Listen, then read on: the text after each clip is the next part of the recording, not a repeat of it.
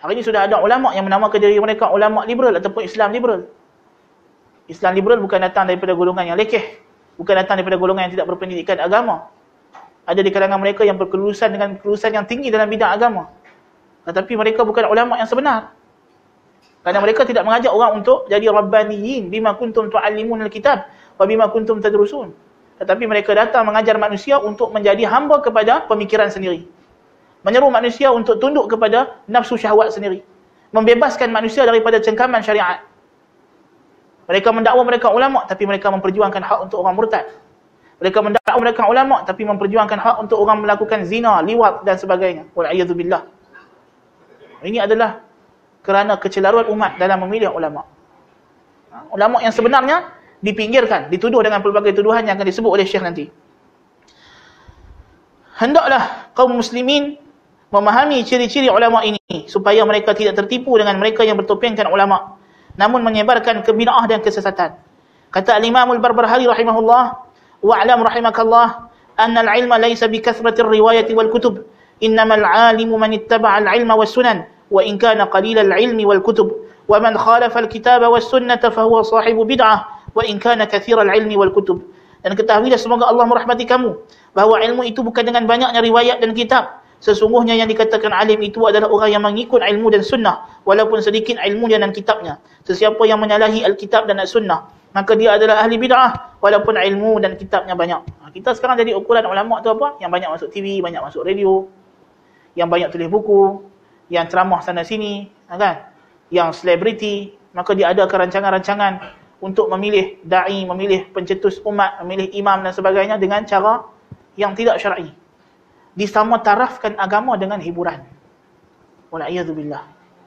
Kita nak memilih seseorang sebagai tokoh umat dalam bidang agama, tak sama kita nak pilih orang siapa yang paling pandai, siapa yang paling laju lari dia, siapa yang paling tinggi melompat, siapa yang paling kuat angkat berat dan sebagainya.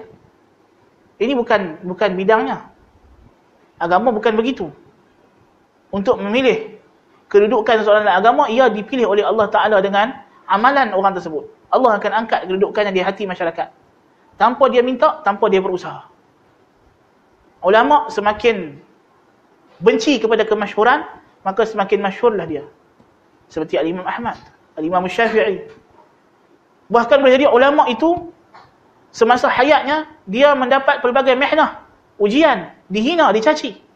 Tetapi setelah kewafatannya dia menjadi rujukan.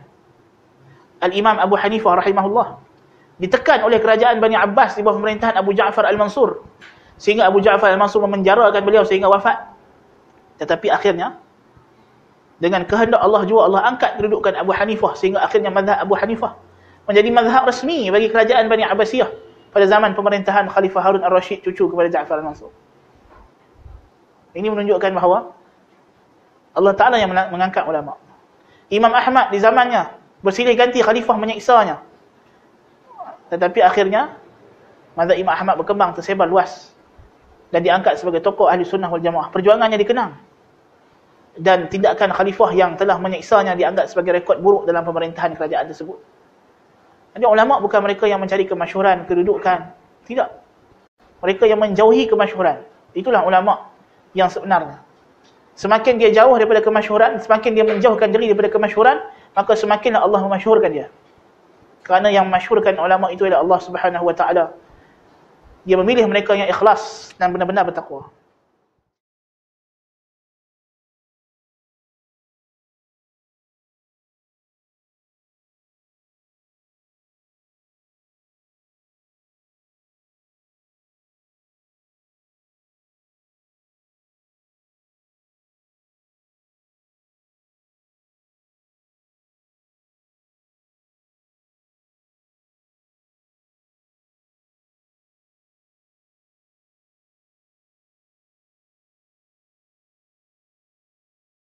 Di dalam Mukhtasar Minhajul Qasidin, Imam Ahmad ibn Qudamah al-Maqdisi rahimahullah menyatakan antara sifat-sifat ulama Rabbani adalah mengikut jejak langkah para sahabat dan golongan yang terbaik daripada tabi'in dan menjauhi segala bentuk bid'ah.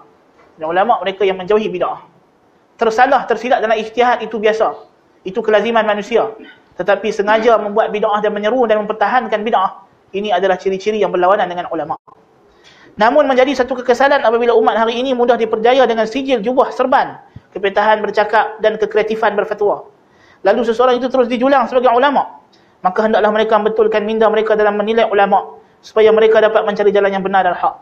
Ulama yang sebenar dituduh dengan berbagai tuduhan zindiq, jumud, radikal, ekstremis, primitif, tidak progresif dan sebagainya. Dituduh sebagai golongan yang literal, kononnya tidak mengikut perkembangan zaman moden. Ulama yang diangkat adalah mereka yang disebut sebagai moderate, yang boleh memberikan fatwa-fatwa yang kreatif dan inovatif. Fatwa-fatwa yang telah diubah supaya sesuai dengan kehendak nafsu barat. Wal'iyadzubillah. Mereka ini dijulang sebagai tokoh umat, tokoh moderasi, tokoh kesederhanaan, tokoh wasatiyah dan sebagainya. Hakikatnya mereka membawa pahaman yang cukup ekstrim untuk menjahanamkan agama Allah Subhanahu wa taala. Ini di antara perkara yang menyedihkan yang berlaku di zaman akhir zaman ini. Di zaman musannif rahimahullah sampailah ke zaman kita, bahkan di negeri kita, negara kita ini kita dapat saksikan dengan mata kepala yang jelas. Memang sedang berlaku. Golongan kafir di Amerika mempromosi tokoh-tokoh yang membahayakan akidah umat Islam. Dipromosikan dengan begitu kencang dan gencar. Dan didakwalah bahawa versi Islam yang dibawa oleh tokoh-tokoh yang sesat ini sebagai Islam yang sebenar, Islam yang moderate, Islam yang diiktiraf, Islam yang digemari, Islam yang boleh kita buat kawan. Kami hanya memusuhi Islam yang ganas, Islam yang jumud, Islam yang radikal, Islam yang ekstrim. Kononnya begitu. Maka Amerika melancarkan serangan yang bertubi-tubi kepada gerakan yang dipenamakan sebagai Salafiyah. Dan mereka begitu mengangkat golongan Sufiyah, golongan Syiah dan Ahli Kalam, untuk menonjolkan bahawa inilah Islam yang sebenar. Sebaliknya Islam Salafi yang membawa kepada Al-Quran dan Sunnah dituduh dengan pelbagai tuduhan yang keji